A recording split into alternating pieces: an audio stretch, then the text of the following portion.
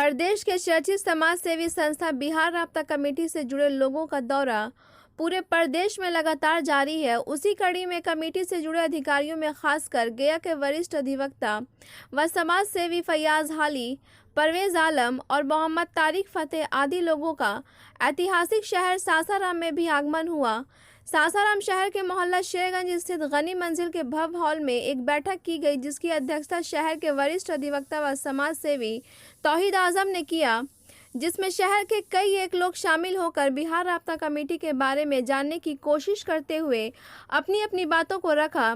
इस मौके पर फैयाज हाली ने कहा कि बिहार राब्ता कमेटी की स्थापना समाज के महरूम, पसमानदा, बेखबर और कमज़ोर तबकात की तरक्की, माशी खुशहाली, सेहत की बेहतरी, तालीम निस्वा के फ़रोग, सरकारी और गैर सरकारी सुविधाओं से बाखबरी और सांप्रदायिक सद्भाव की फ़िज़ा को परवान चढ़ाने के लिए की गई है।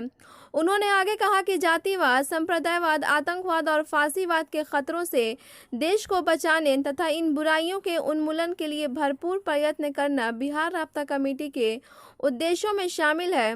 वहीं कमेटी के साथ आए परवेज आलम ने कहा कि यह कमेटी कई एक क्षेत्रों में बढ़ चढ़कर समाज हित में कार्य कर रही है। प्रदेश के बहुत सारे लोग इस कमेटी से जुड़कर अपने अपने क्षेत्रों में समाज हित में बेहतर कार्य करते नजर आ रहे हैं। आज हम लोग बिहार के रोहतास जिला मुख्यालय सासाराम में आकर यहाँ भी कमेटी के माध्यम से खिदमत करने का मन बनाया गया है। कमेटी में इस क्षेत्र के लोगों को जोड़कर एक बेहतर रिजल्ट देने का कार्य हम लोग सभी लोग मिलजुल कर करेंगे, ताकि प्रत्येक क्षेत्रों में यहाँ के भी माइनॉरिटी के लोग सरकार द्वारा दिए गए सभी योजनाओं का लाभ उठाते हुए लाभान्वित हो सकें। वही टीम में शामिल जहानाबाद निवासी मोहम्मद तारिक फतेह ने बैठक में शामिल तमाम लोगों को सरकार के सभी योजनाओं को जानकारी देते हुए कहा कि आप लोग सरकारी योजनाओं का लाभ उठाएं, ताकि आप और आपका परिवार और आपका समाज काफ़ी खुशहाल और तरक्की कर सके। आज की बैठक में संयोजन समिति का गठन किया गया, जिसमें बिहार के वरिष्ठ पत्रकार असलम परवेज को कोऑर्डिनेटर चयनित किया गया। साथ ही साथ डॉक्टर जावेद अख्तर, रियाज सलमानी और यामीन सदमान को ज्वाइंट कोऑर्डिनेटर बनाया गया। साथ ही साथ वरिष्ठ अधिवक्ता व समाज सेवी तौहीद आजम, अधिवक्ता कामरान खान, अधिवक्ता शमीम अख्तर, समाज सेवी व युवा नेता जैगम कुरैशी और लुकमान अहमद फरहान आदि के अलावा अन्य लोगों को बिहार राब्ता कमेटी रोहतास विंग का सदस्य के रूप में चयनित किया गया। आइए देखते हैं बिहार राब्ता कमेटी के सासाराम आगमन पर लोगों ने क्या कहा, सुनते हैं उनकी जुबानी। ब्यूरो रिपोर्ट, राब्ता कमेटी बिहार दर्शन का जो आज एजेंडा है, बिहार राब्ता के सिलसिले में एक विचार, संयोजन समिति का गठन और कल्याण, जो मशवरा होगा कैसे बिहार राब्ता कमेटी यहाँ मजबूत होगी जिले में और कैसे हम लोग आगे बढ़ेंगे, उस पर अपना अपना विचार आप लोग देंगे। हो जाएगा। वो हर काम जो रास्ता का होता है वो कमोबेश जहाँ तक हो पाता है वो करते रहे हैं। आज हम लोग इनके दौलत खाना पे हाजिर हुए हैं, अच्छी बात है, खुशी की बात है। आज का ये जो नसीहत है तो इस मायने में और ज़रूरी है हो गया कि बिहार राब्ता की बैठक पिछले दिनों गया में हुई थी।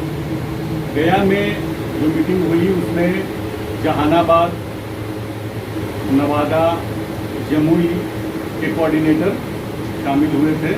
ये मीटिंग मगध के सरपरस्त जनाब फैयाज हाली एडवोकेट साहब की घर पर इन्हीं की सदारत में हुई थी। उसमें ये तय पाया था कि मगध के अलावा जो 5-6 ज़िला हैं उनको जोड़ करके एक जोन बनाया जाए और जोन बना के जहां बिहार राब्ता नहीं है वहां उसका गठन हो, किया जाए, जमीन कमेटी बनाई जाए। तो उस फैसले के मद्देनज़र 26 तारीख को हम लोग जमुई में वो राब्ता की मीटिंग हुई, वहाँ कमेटी बनी।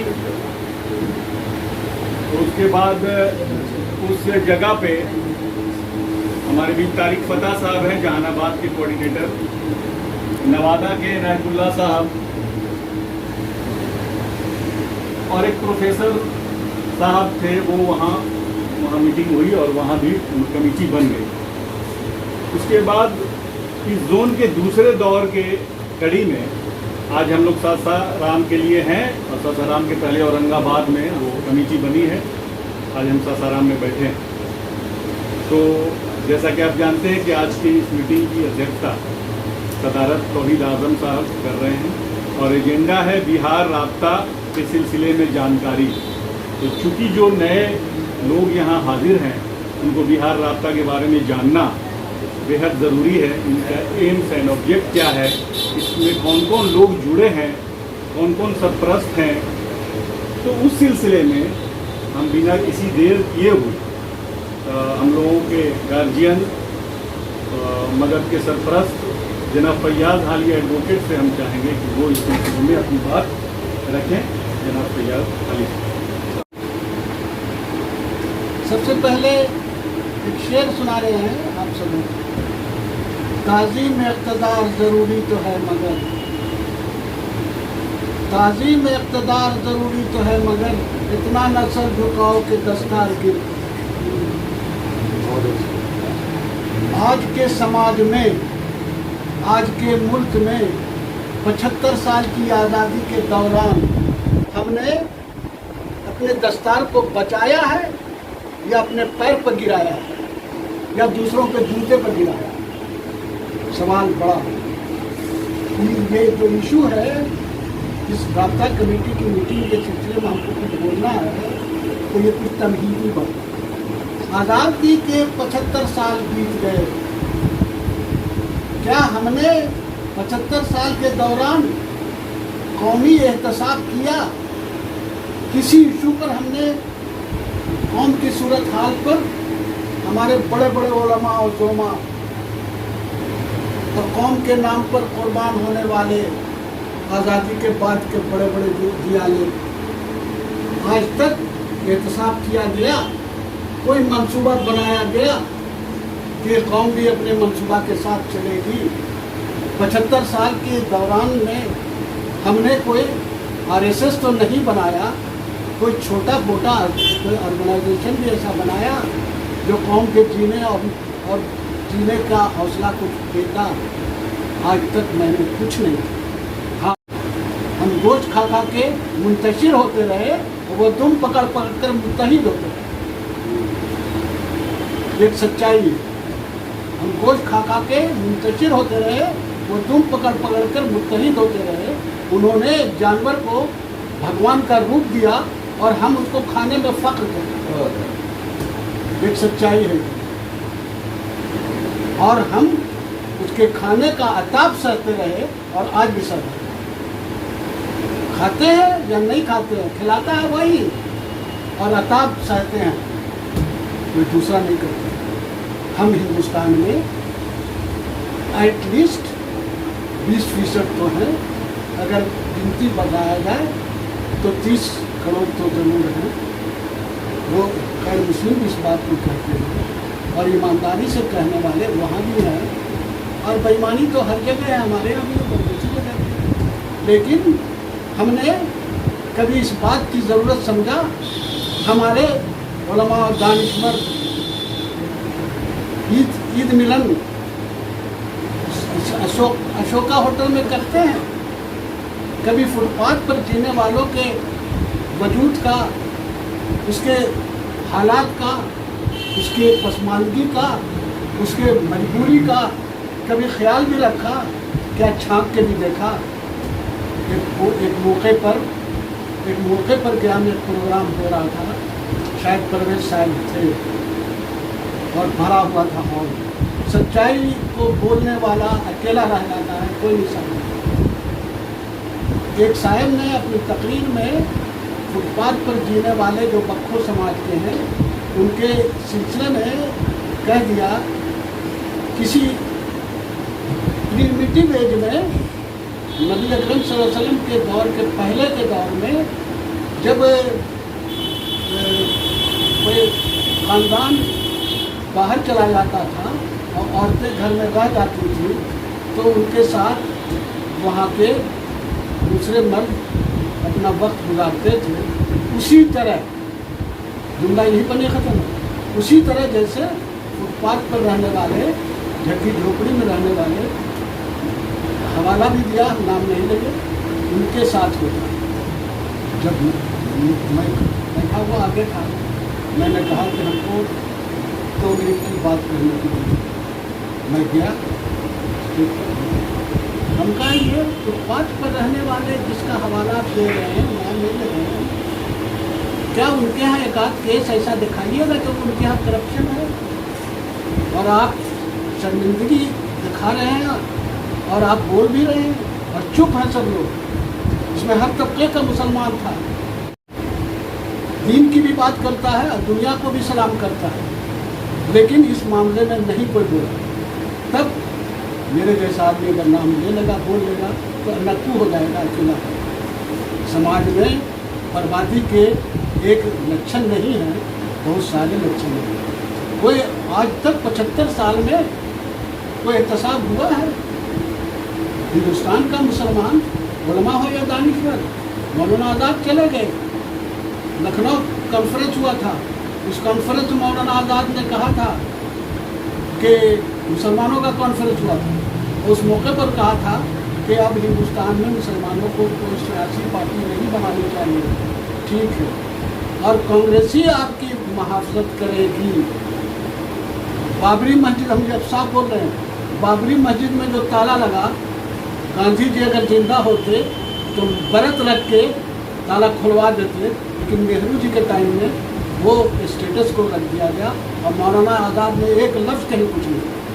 एक मिनिस्टर थे, उनकी जुबान से कोई बात नहीं। ये सच्चाई है, तहकीक करना, हम चैलेंज करते हैं, तहकीक कर लिए, कहीं पर एक पेपर नहीं मिलता। तब क्या उम्मीद रखेगा आदमी किससे उम्मीद रखेगा? 75 साल में वो तो चले गए, हम उनका नाम लेके जीते हैं, खबर है बेचारे का, लेकिन कोई फातिहा भी नहीं पढ़ने के लिए जाता। और एक बात और कह रहे हैं, मौलाना आज़ाद के बर्थडे का मूवमेंट जब ब्याह से चलाया गया तो उस ज़माने में चार्जिंग मिनिस्टर थे अतुल सिंह, और जब मेमोरेंडम भेजा गया तो मुखालफत में लेकर मुखालफत में आया और है मेरे पास तो मेरे पास मगर हम लोगों ने उसको दबा दिया, इसलिए दबा दिया जब इसको अखबार में देंगे तो बीजेपी वाला मुखालफत करेगा तो मौलाना आज़ाद का निश्चित फेल बड़े तजुर्बे कराने का सेरा अगर है तो हमारे स्कूल से है, आदमी हाजमी स्कूल से है। बुनियाद 15 अगस्त को 2006 के बच्चे की बुनियाद पड़ी थी, उसके बाद फिर पूरे बिहार में और उसके बाद पूरे देश में। यही कांग्रेस चाहती थी कि मौलाना आज़ाद को को एजुकेशन वो भी गाँव में तालीम बनवाया था, नहीं चाहती थी। ये कांग्रेस, माफ़ कीजिएगा अगर आपको मेरी बात नापसंद हो तो मुझे इस्लाह कर दीजिएगा, और नहीं इसलिए कि मेरे बाप भी कांग्रेसी थे, मेरे मामू तो मिनिस्टर भी थे, लेकिन कभी उनके लिए हम ना गए, उनके लिए नहीं गए कभी। आज भी मेरे ड्राइंग रूम में मामू और भगना साथ रहते सुने बिल्कुल नहीं, मगर मेरा मामू कभी अच्छे से कहते हैं कि हाल कहा ऐसे मेरे भगना तो मेरे साथ नहीं। मेरा मामू बहुत पढ़ा लिखा, जहनी बालिग था, ऐसे नहीं थे, बड़े रैंक से उन्होंने IAS का कंप्लीट किया था और उसके बाद बड़े बड़े ओहदों पर रहे थे। और 80 में जब रिटायर किए तो उनको वाइस चांसलर बनाया गया अंदर यूनिवर्सिटी का, फिर उसके बाद अंदर के यूनिवर्सिटी के चांसलर बनाए गए और 30 दिसंबर 2014 को उनका इंतकाल हुआ। मैं मेरे वो मुस्लिम थे, बड़ी मोहब्बत करते थे, उन्होंने ने बिहार में और यूपी में रास्ता कायम किया था और ज़मीन पर चल के लोगों को जगाया था और बड़ा बड़ा काम किया था। और वो ऐसी शख्सियत के बावजूद उनको कुछ और नहीं था कि हम गाड़ी से चलें या पैदल। हम तो देखते थे इतना तेज चलते थे, गाँव आदमी थे। और वो उन्होंने कायम किया और बिहार में उन्होंने कायम किया और बिहार में सरपरस्त रहे, ऐसा रहे और दूसरे लोग। और आज भी रास्ता कमेटी ये कैंपेन चला रही है, आज अवेयरनेस कैंपेन। हम समाज के लोगों को जगाएं कि हमारे तकाजे क्या है, सरकार हमें कितना मदद दे सकती है और क्या हम ले सकते हैं। तो जब तक हम अवेयर नहीं कराएंगे तो हम कहाँ से कुछ करेंगे। हमको वाकफियत भी नहीं है। 75 साल में हमने कोई कोटा भी मुकर्रर किया नहीं है कि हमको इतना काम कर लेना चाहिए। हमारे लोगों ने कभी सोचा भी नहीं, अपने मुफाद के लिए सोचा और मदारिस खोले या स्कूल खोले। गरीब ने स्कूल खोला या में हाथी आदमी स्कूल, मामूली आदमी रजत के मामूली शायद 10 बीघा खेत में 1926 में स्कूल का ख्वाजा कासिम साहब थे कश्मीरी, उन्होंने स्कूल कायम किया। फिर बाद में चंदा लगा के 10 स्कूल कायम किया। 69 में कायम हुआ। के यौम पैदाइश के मौके पर क्योंकि चंदे से हुए बड़े बड़े रईस हुए। क्या किए? पटने में बहुत मशहूर है BN कॉलेज सिटी में है, वो नाम है बादशाह नवाब रिजवी कॉलेज। आमतौर पर मुसलमान को मालूम भी नहीं है, पर मुस्लिमों को भी मालूम नहीं। और बहुत बड़ा वो इंस्टीट्यूशन है और अंग्रेज़ों के खुशनुदी के लिए हम कहते हैं कि आप लोग यहाँ पर दानिश्वर हैं और आप लोग बहुत कुछ करते हैं। और शहसराम जो एक ऐसा शहर है जिससे मैं ज़ाती तौर पर मुतअस्सिर भी हूँ और मेरे वालिद साहब भी बहुत मुतअस्सिर थे। शेख साहब के शहर को जो अजमत होनी चाहिए थी, जो उसके लिए किया जाना चाहिए था, वो नहीं हो सका। आज भी कम से कम जब जागे, जिस वक्त जागे उसी वक्त सवेरा है और कुछ करने का हौसला बनाइए, कुछ कर गुजरने का कुछ कॉमन ऑब्जेक्ट बनाइए और इस शहर में कुछ जिंदा कीजिए। तो हम खराज अकीदत पेश करेंगे हुसैन हक को भी और शेख शाहचूरी को भी और दूसरे लोगों को भी। और मैं इससे ज़्यादा और क्या कि जो निकल पड़ते हैं कद मुसम्मम लेकर रास्ते खुद में मंजिल का पता करें, लेकर रास्ते खुद में मंजिल का पता करें। इरादा मजबूत, अदारा मजबूत। शुक्रिया। मजबूत तो इरादा मजबूत तो इदारा मजबूत। जाहिर है जब हम यहाँ पहुँचे तो हमने पूछा कि सासाराम में भी कोई सैंक्शन्ड माइनॉरिटी स्कूल या कोई इंस्टीट्यूशन है कि नहीं जो सरकार अकाउंट से सरकार जो पैसा देती है। तो मालूम हुआ कि यहाँ नहीं है। इसी तरह से औरंगाबाद में भी नहीं है, नवादा में एक आठ है, जहानाबाद में एक आठ है, लेकिन गया में 9-10 है। मिर्ज़ा गालिब कॉलेज से लीजिएगा तो वो सब आदि हाशमी है, कासमी मिडिल है, कासमी हाई है, उर्दू गर्ल्स हाई स्कूल है, उर्दू मिडिल है, इस तरह से है। तो ये अच्छी बात है कि इरादा मजबूत होना जरूरी। बहुत बहुत शुक्रिया जनाब फैयाज हाली साहब का। बिहार राब्ता के कई उन्होंने ज़रूरी और कुछ बातों को रखा। अब इसमें कुछ ज़्यादा नहीं हम लोगों को करना है। आप लोगों का जो कुछ सवाल कोई बातचीत आएगा तो उसका हम बात पर करेंगे, लेकिन कुछ जो योजना जो स्कीम माइनॉरिटी डिपार्टमेंट से है, राब्ता जिस पर खासा ख्याल रखती है, उसके लिए यहाँ पर हमारे बीच है तारिक फ़तह साहब जो जहानाबाद के राब्ता के कोऑर्डिनेटर भी हैं और ऑल इंडिया तंजीम इंसाफ के भी सेक्रेटरी हैं जहानाबाद के। और इसके अलावा माइनॉरिटी कमेटी जो है वो ज़िले में उनके ये सदस्य हैं, मेंबर हैं। इसके अलावा वाइज हॉस्टल जो होता है माइनॉरिटी का हॉस्टल सासाराम में होगा, वाइज हॉस्टल उसके भी एक रुकन है। तो हम समझते हैं कि ज़रूरी बातों को तारिक फ़तह साहब हम लोग के बीच रखेंगे। उसके बाद फिर जो दूसरा एजेंडा है कन्वेनिंग कमेटी का गठन तस्वीर की तरफ हम लोग चलेंगे। तारिक फ़तह साहब। जनाब सदर साहब और यहाँ बैठे सारे पहले हम लोग राब्ता कमेटी क्या है और राब्ता कमेटी क्या कर रही है तो आप लोग सब समझिए क्या कर रही है। सबसे बड़ी बात यह है कि हम लोग जो आपके पास आए हैं वो ये आए हैं कि काफ़ी माइनॉरिटी के लिए काफ़ी योजना चल रहा है। लगभग उस योजना को लोग जानते भी हैं और कुछ नहीं भी जानते हैं, लेकिन ये योजना जो है ना हमारे घरों तक नहीं पहुँच पा रहा है। तो सबसे बड़ा अफसोस की बात है कि हमारे घरों तक जो योजना नहीं पहुँच, वहाँ चले जाएंगे सामने ठीक है खिदमत के तौर पे कर रही है जो माइनॉरिटी तक योजना पहुंच सके। इसलिए हमारे अभी जो हुकूमत है, हुकूमत जाहिर सी बात है यूनाइटेड का है, मिला जुला है, लेकिन इसका हमारे माइनॉरिटी के लिए काफ़ी योजना लाया है।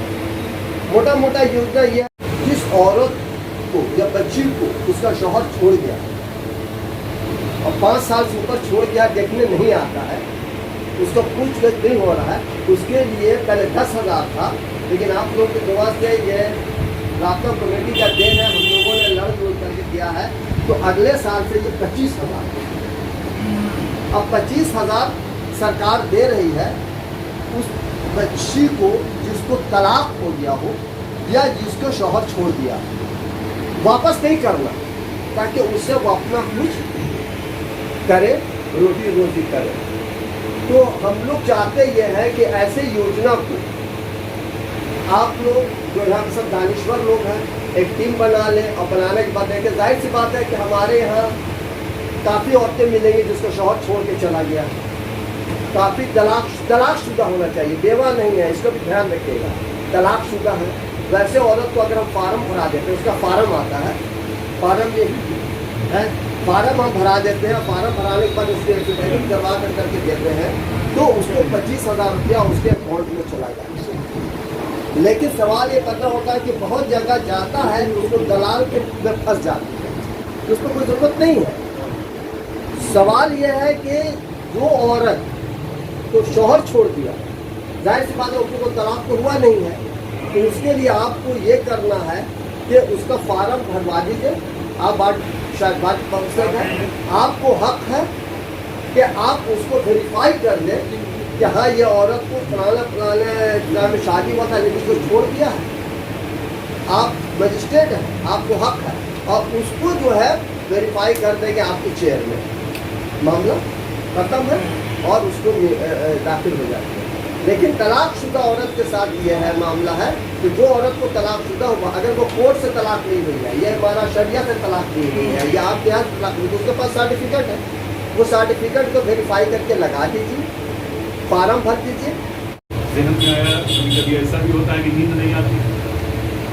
अभी समस्तीपुर में 5 लोगों की जान चली गई सिर्फ इसलिए, आत्महत्या कर लिए लोग इसलिए कि उनको खाना नहीं वक्त पे। अभी के दिन में ऐसा हो रहा है, आज के डेट में ऐसा हो रहा है। तो हमने वो लिखा कि है कशमकश आजकल इदारों में इस कदर है, कशमकश इदारा मने तंजीम और ये इंस्टीट्यूशन है, कशमकश आजकल इदारों में इस कदर, इस दौर में लग जाए ना सरकार की नज़र। असलन साहब, इस दौर में लग जाए ना सरकार की नज़र, खो दे ना हम सब कहीं इदारों को इस तरह, खो दे ना हम सब कहीं इदारों को इस तरह, मुगल सराय दीन दयाल हुआ है जिस तरह। तो इसलिए ये ज़रूरी है कि हम तमाम चीज़ों को देखें। जहाँ तक एक सवाल उठा उर्दू, तो बिहार राब्ता का जो ग्रुप है उसमें बजट आया और उसमें हम 30 लाख 25 लाख 20 लाख भी सही से वो खर्च नहीं हुआ, बाकी सब वापस गया। तो हम लोग जरूरतमंद को पहुंचा नहीं सके, इतना भी नहीं कर पा रहे हैं कि कर्ज का कैसे लिया जा सकता है, इतना भी नहीं कर पा रहे हैं कि तलाकशुदा को कैसे मिलेगा, इतना भी नहीं कर पा रहे हैं कि स्कॉलरशिप कैसे मिलेगा। तो इसलिए डेडिकेटेड लोगों को खोजने में बहुत वक्त लगता है, और उसमें अगर डेडिकेटेड लोग मिल जाए तो जाहिर है कि कुछ का भला हो जाएगा। उसी के तहत हम लोग आज यहाँ पर हाजिर हैं। हम समझते हैं कि वो जो सूचना थी कि वो 26, तो वो 12 जिला के कोऑर्डिनेटर प्लस 2 टीम भी हो सकते हैं, वो चिट्ठी आएगी, लेकिन कोऑर्डिनेटर मस्ट रहे। वो सब जिला की हाजिरी वहाँ कन्वेंशन में हो। उस वर्कशॉप में पूरे स्कीम्स को बताया जाएगा। कुछ मुद्दे जो होंगे वो ऑफिसर के पास मुद्दे रखे जाएंगे, ये परेशानी है, कुछ कमियां हैं, उसको दूर किया जाए तो वो दोनों तरह के लोग रहेंगे, दोनों तरह के वहाँ पर लोग रहेंगे। तो ये इंतज़ाम हम लोग कर रहे हैं। 26 अभी टेंटेटिव है, उम्मीद है कि 12 जिला का वो हो जाए तो वहाँ वो कन्वेंशन हो। यही हमको इस संबंध में कहना था। अब सदर साहब की इजाज़त से हम समझते हैं कि जिन साथी को ज़रूरी बात बोलना हो बोलें, उसके बाद हम लोग गठन करेंगे संयुक्त समिति जो है कोऑर्डिनेशन करेंगे। इसमें राब्ता कमेटी जो है बहुत अच्छी बात है, और सदर साहब हैं, असलम परवेज साहब हैं, फरियाद साहब हैं, और जवेद साहब हैं, नौरान साहब हैं, सारे लोग हैं। हम इसमें चाहेंगे अपना मशवरा देना कि 48 ज़िले की कमेटी बने, और वो सारी कमेटी का जो है 38 जिला, हाँ मतलब पूरे बिहार में कमेटी जी ठीक। तो पूरे बिहार की कमेटी बने और सभी जिले की एक सूची बने, और उस सारी सूची को जो है मतलब एक बुक में प्रकाशित किया जाए, जिससे पता चले कि राब्ता कमेटी में किस किस जिले में कौन कौन सदर सेक्रेटरी हैं, जिससे किसी भी विषय बिंदु पे और किसी भी योजना से संबंधित या मुसलमानों के कोई भी आवाम का कोई भी मसला है तो उससे हम लोग राब्ता कायम करें, और उससे राब्ता कायम करके हम उसका जो है समस्या का समाधान करें, या उन लोगों से मिल बैठ कर हम लोग इस पर गौर करें। या अभी हालात जैसे हैं ऐसी स्थिति में राब्ता कमेटी का बहुत महत्वपूर्ण जो है इसमें रोल होगा। और रही बात योजना की, तो योजना से संबंधित हम कहना चाहेंगे यहाँ पे कल्याण पदाधिकारी हैं। हम चाहते हैं कि राब्ता कमेटी के माध्यम से या कमेटी के माध्यम से यहाँ पे कल्याण पदाधिकारी हैं। पहले योजना का प्रचार प्रसार होता था और बोर्ड बैनर लगता था, जैसे कन्या सुरक्षा दान वगैरह या बहुत सारी योजनाएं चला रही है, लेकिन अल्पसंख्यक योजना के लिए अल्पसंख्यक कल्याण पदाधिकारी के माध्यम से प्रचार प्रसार हो।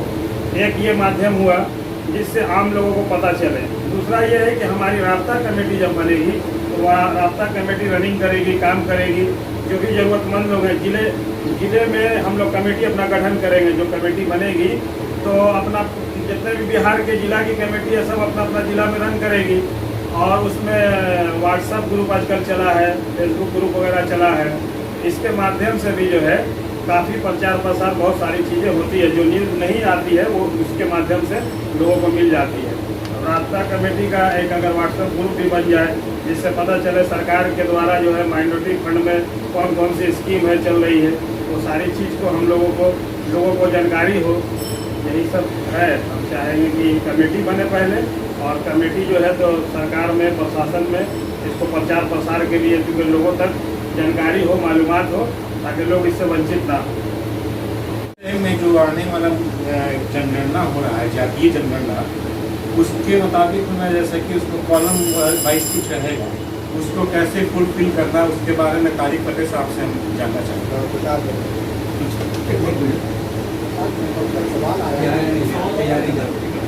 शुरू नहीं हुआ, तैयारी करने का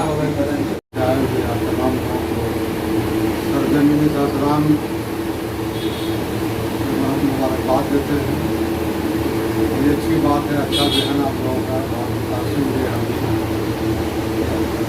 फुर्सत कहाँ है कि किसी और के बारे में सोचा जाए, और आप लोगों का जहन देख के हम अगर सक्षम हैं तो ज़रूरतमंदों की मदद करें। और जिस तरह से आपने बताया कि बहुत सारी योजनाएं, बिल्कुल सही बात है, तो हम अकेले सोचते रह जाते हैं, और जब एक कमेटी के माध्यम से कोई बात आएगी तो वो असर करेगी। तो हम लोग चाहेंगे कि कड़ी को और मजबूत करें, कुछ ऐसे लोगों को, और मशवरा क्या हम दें, सारी बात जो है तो भाई ने कह डाली भी आदमी। हमने कुछ पाया नहीं आज़ादी के बाद। यहाँ 40 साल से एक मिलत उर्दू स्कूल कायम किया, वो भी लड़ाई झगड़े मुकदमा बाद में आज तक रिकॉग्नाइज नहीं सका सरकार बहादुर से।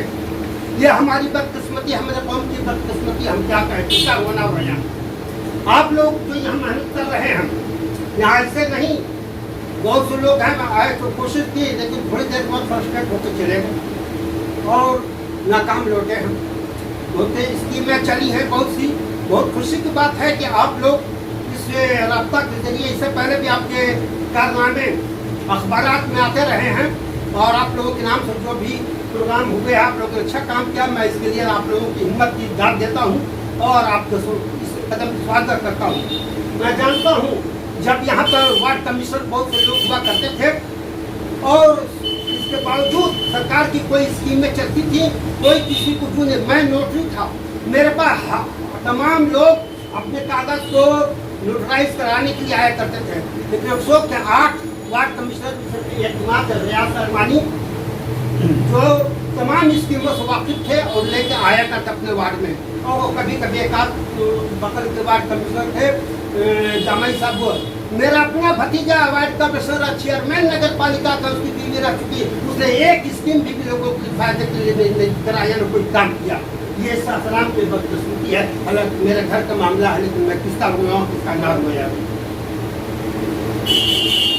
हमारे आज़ादी के बाद, आज़ादी से पहले सरकार की सासाराम की 12 आना ज़मीनें हमारे हाथों में थी। मोहतरम, आज़ादी के कबल 12 आना ज़मीनें सासाराम में मुसलमानों के पास थी। आज मुसलमान कब्रिस्तान के लिए काम कब्रिस्तान तमाम कब्रिस्तान में बेच चुका है, आम कब्रिस्तान में सिर्फ घुसता है, जबकि यहाँ हर खानदान की हर जात बरात की अलग अलग कब्रिस्तान थी। इसके बावजूद बरादरी भी कुछ नहीं कर सके और एक आदमी 2 आदमी धीमे दिन खिसकाता गया, बेचता गया और कुछ लोग कोई मुकदमाबाजी नहीं कर सके, लड़ नहीं सके। नतीजा की कौन मुकदमा लड़ लिया, कौन मशीनों के चक्कर में पड़े। नतीजा यह हुआ अपने खानदान में सब आम कब्रिस्तान में चले गया। मात बच्चा वो खानदा को बचाओ कब्रिस्तान जो खानदा वाले भी दूसरे लोग देखभाल कर रहे हैं। लेकिन बहरहाल एक खानका स्टेट की भी एक जमीन थी तो आम लोगों के फायदे के लिए बस एक मात्र बची का कोई कमी नहीं बची है। शेर शाह की पीठ पर हुआ करता था, उसकी अपनी सरकार आपको आश्रम की जमीन पर लाश बताई जाएगी, कोई पूछने वाला होगा। इसका नमूना मिल चुका है। एक हाफिज की लाश निकाल के लोगों ने फेंक दिया। ये हमारे जो बदकिस्मती की बात है, किसका रोना है। बहरहाल इतना टाइम मैं कहने की तो बहुत कुछ अगर कहने पाए, लेकिन मैं शॉर्ट में कहना चाहता हूँ कि रियाज सलमानी जैसे लोग 10-20 हज़ार पैदा हो जाए, कुछ लोग हो जाए तो कुछ काम हो सकता है। कुछ लोग हैं जो मेहनत करते रहे, नया समाज के लोग हैं।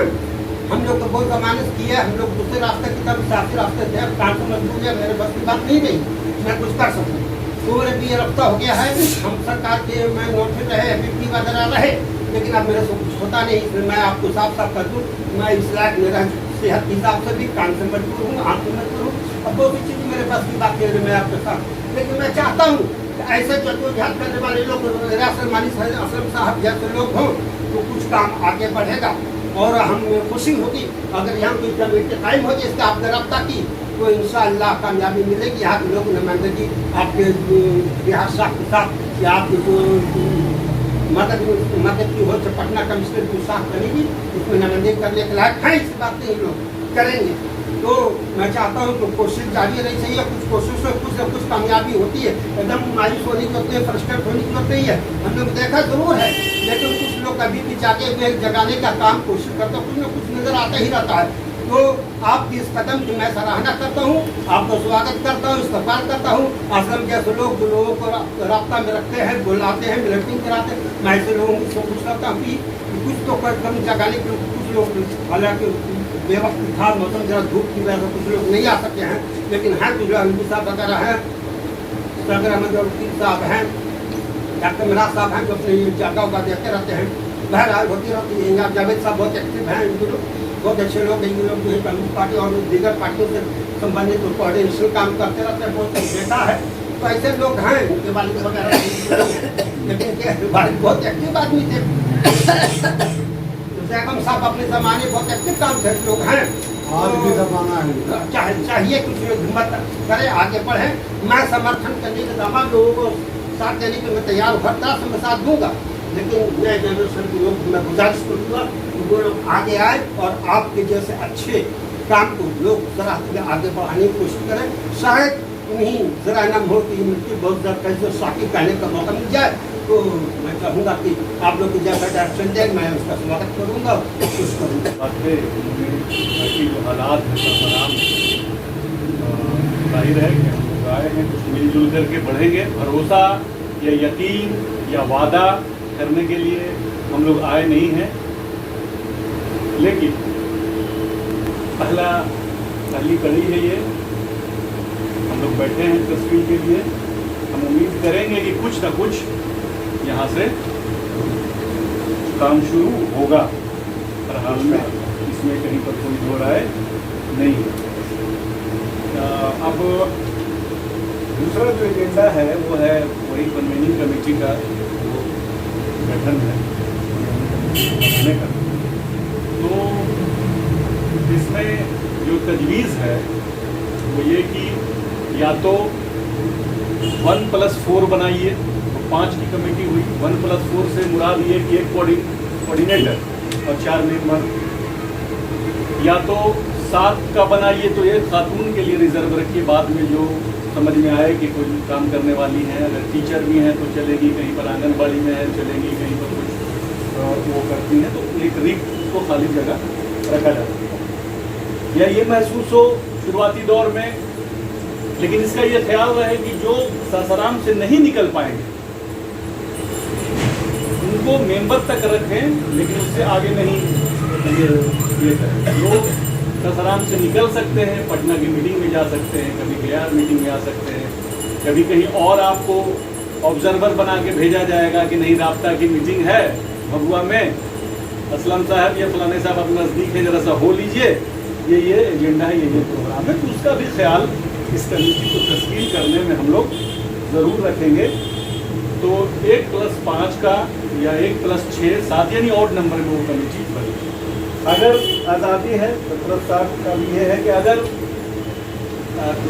जॉइंट कोऑर्डिनेटर मान लिया कि 2 मीटिंग्स हुई उसमें नहीं जाना हुआ, ये हुआ, कोई वजह हुई तो ठीक, नहीं तो एकदम जिसको हम लोग कहते हैं पार्टी में निष्क्रिय, तो निष्क्रिय का मामला तो अलग हो जाएगा। फिर नए लोग फिर उसमें जुटना पड़ेगा, जुटाना पड़ेगा। तो इसलिए इसकी रोशनी में जो काम कर रहे हैं, जो सोच रख रहे हैं, जिनके अंदर डेडिकेशन है और वैसे ही लोग बैठे हुए हैं यहाँ लोग हैं, तो जो कर सकते हैं उसमें हम समझते हैं कि आगे बढ़ने की ज़रूरत है और असलम साहब इसको पहल करें।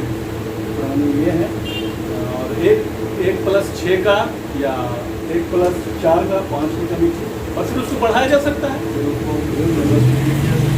मकसद है कि राब्ता के जानिब से काम बढ़े उसको। हाँ ये है इसमें